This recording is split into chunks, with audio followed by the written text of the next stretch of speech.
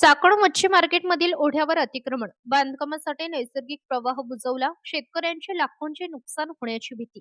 चाकण शहरातील मच्छी मार्केटमधील मुटकेवाडी परिसरात सुरू असलेल्या बांधकामासाठी पूर्वापार अस्तित्वात असलेला नैसर्गिक ओढाच बुजवण्यात आल्याचा धक्कादायक प्रकार समोर आलेला आहे. संबंधितांनी नियमांना हरताळ फासत सुमारे 20 फूट रुंदीचा ओढा अवघ्या 3 फुटांवर आणल्याचा आरोप स्थानिक नागरिक आणि शेतकऱ्यांनी केला आहे.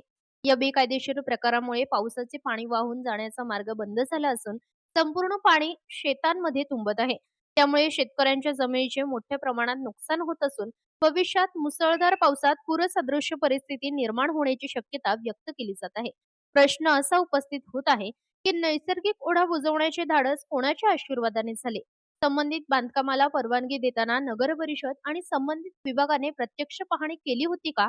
पर्यावरण आणि जलनिस्तारणाच्या नियमांचे उल्लंघन होत असताना प्रशासनाने डोळेझाक का केली, असा संतप्त सवाल नागरिक उपस्थित करत आहेत. स्थानिकांनी चाकण नगर परिषद, महसूल विभाग आणि संबंधित अधिकाऱ्यांनी तातडीने घटनास्थळी पाहणी करून ओढ्यावरील अतिक्रमण हटवावे, संबंधित बांधकामाची परवानगी रद्द करावी आणि दोषींवर कठोर कारवाई करावी, अशी मागणी होत आहे. याबाबतचा आढावा घेतला आहे आमचे महाराष्ट्र न्यूज लाईव्ह 24 चे संपादक मनोहर गोरगल्ले यांनी. पाहूयात. नमस्कार, मी मयूर दत्तात्रय मुटके, राहणार मुटकेवाडी चाकण.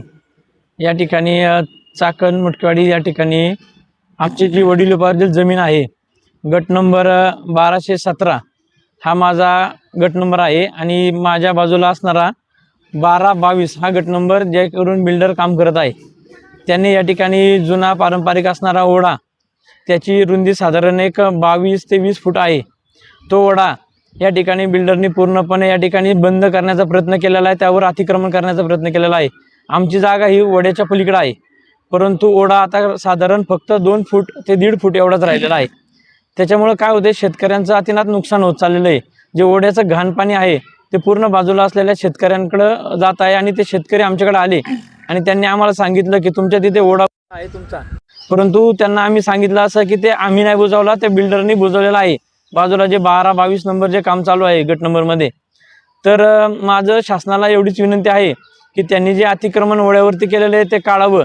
ओढ्याच्या पलीकडची जागा आहे आमची, ती त्यांनी आम्हाला मोकळी करून द्यावी. प्रशासनाने लवकरात लवकर याची दखल घ्यावी.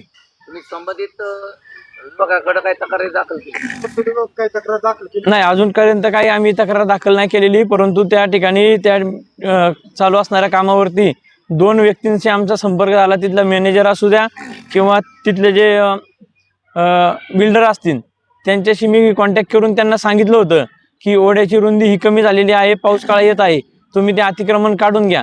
परंतु त्या दोघांनाही 2 वेळा आम्ही सांगितल्यानंतर त्यांनी ते कुठल्याही प्रकारे काम केलेलं नाहीये. त्यांनी उगाच वरच्यावर आपलं काहीतरी JCBच्या साहाय्याने थोडीशी माती हलवली, परंतु त्याचा काही एक परिणाम झालेला नाहीये. त्याच्यामुळे याच्यावर लवकर कारवाई व्हावी. आता जर त्यांनी काही केलंच नाही तिथं, तर तो यावर तुमची काय पुढे प्रतिक्रिया? आम्ही नगर परिषद व तहसीलदार कार्यालयामध्ये या ठिकाणी लेखी अर्ज देणार आहोत. तसेच हा ओढा बारीक केल्याचा दुष्परिणाम असा होतोय की जो मेन पुन्हा नाशिक हायवे आहे, या बाजूला असणारा ओढा पूर्णपणे तुंबत आहे. या ठिकाणी असणारी दुकानं व ते पाणी पूर्ण दुकानांमध्ये जाऊ शकतं, रस्त्यावरती येऊ शकतं व त्यासाठी ट्रॉफिकची समस्या या ठिकाणी निर्माण होऊ शकते. ट्रॉफिकला अडथळा आणणारा हा ओढा आपण लवकरात लवकर मोकळा करावा.